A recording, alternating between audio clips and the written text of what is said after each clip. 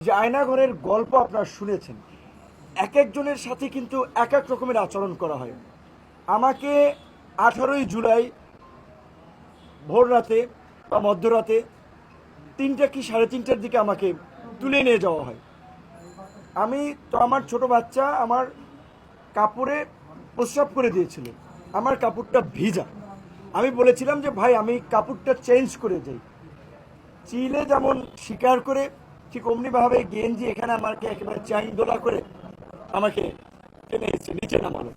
আমার বাচ্চা প্রস্রাব করা কাপড়টা পর্যন্ত আমাকে চেঞ্জ করতে দিল, আমার পায়ের জুতাটা পর্যন্ত আমাকে নিতে দেয় নাই। কিন্তু গাড়িতে উঠেই এই জম টুপি বলে যেটা, কালো টুপি পরাইলো, হাই সাউন্ডে মিউজিক গাড়িতে, অর্থাৎ যেন আশপাশের কোনো শব্দ টব্দ আমি শুনতে না পাই। তারপরে রাতেই নিয়ে গেল, নিয়েই চোখ মুখ বেঁধে জিজ্ঞাসাবাদ এবং সেই সাথে অমানবিক, মানে বলতে পারেন যে আপনার অমানবিক মারধর করে। এক পর্যায়ে আমার শরীরে কাঁপুনি চলে আসে, আমার মুখ দিয়ে লালা বের হয়ে যায়। তারপরে তারা ডাক্তার আনে। তাদের সিস্টেম কতটুকু মানে মানসিক নির্যাতন করার জন্য উন্নত সিস্টেম, এই নির্যাতনের পরে তার ডাক্তার আনে।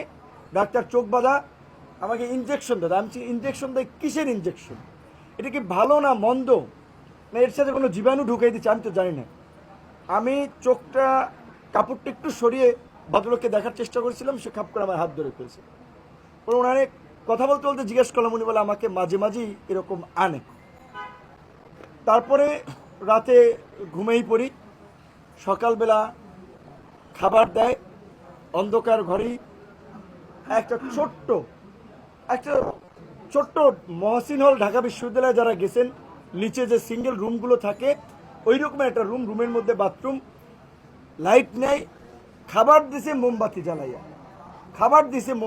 দিনের খাবার না রাতের খাবার আমি জানি না। তারপর আবার জিজ্ঞাসাবাদের জন্য সকালবেলা খাওয়ার পরে নিয়ে গেল, পিছনে একটু সাউন্ড সেখানেও বন্ধ করেন, সাউন্ড বন্ধ মারধর করেন। করা হলো। কারণ হচ্ছে আমি নাহিদ এবং সার্জিসের সাথে ফোনে আলোচনার পরে ওদেরকে বলেছিলাম যে এই 8 দফা দেওয়া যায়। তখন বলছিল যে ভাই আপনি একটু লিখে পাঠান। আমি মেসেজ করে পাঠাইছি। এইটা আমার একটা বড় অপরাধ ছিল যে আমি কেন 8 দফার মধ্যে ওবায়দুল কাদেরের পদত্যাগ, স্বরাষ্ট্রমন্ত্রীর পদত্যাগ, প্রধানমন্ত্রীকে ক্ষমা চাইতে হবে সেটা বললাম। এবং নাহিদ সার্জিসদের সাথে, আসিফ সহ আসলে ছাত্র নেতৃবৃন্দের সাথে, ওদের সাথে আলোচনা করে আমরা বলেছিলাম যে বৃহস্পতিবার দিন যেভাবে সারা দেশে নির্বিচারে গুলি করে মানুষ হত্যা করা হচ্ছে, শুক্রবারও করা হচ্ছে, কাজে এখন সরকারের পতন ছাড়া আমাদেরও মুক্তি নেই, জাতিরও মুক্তি নেই। কাজী নির্বিচারে গুলি, শান্তিপূর্ণ সমাবেশে নির্বিচারে গুলি চালিয়ে ঘাতক সরকারের পদত্যাগই এখন গণদাবি।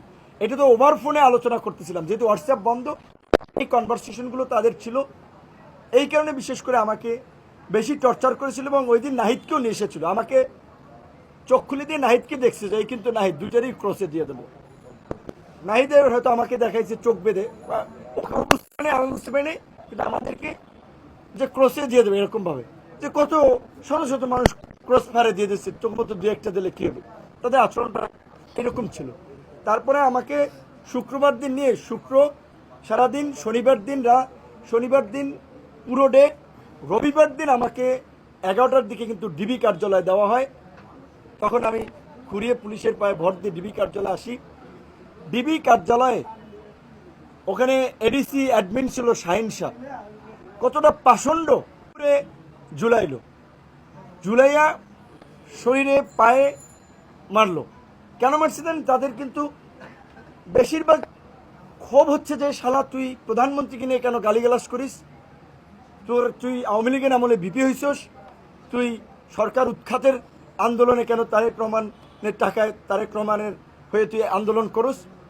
এই ল্যাঙ্গুয়েজ মানে প্রফেশনাল কোনো খুব জিজ্ঞাসাবাদ না, জিজ্ঞাসাবাদ যা করেছে। আবার একটা দেখেন, এই যে নাট্যকার ডিবি হারুন, আমি বলছি যে ভাতের হোটেল ম্যানেজার, আমি বলছি যে তিনি নাট্যকার, দারুণ অভিনেতা। নাট্যকার ডিবি হারুন, আন্দালিব রহমান পার্থর সাথে আমার ব্যক্তিগত সম্পর্ক ছিল। আমি ঈদের আগে তাকে বলছিলাম যে আমি একটু ওই ফ্যামিলি ক্রাইসিসে আপনি 10 লাখ টাকা আমাকে ধার দেন, আমি আপনাকে আবার দিব।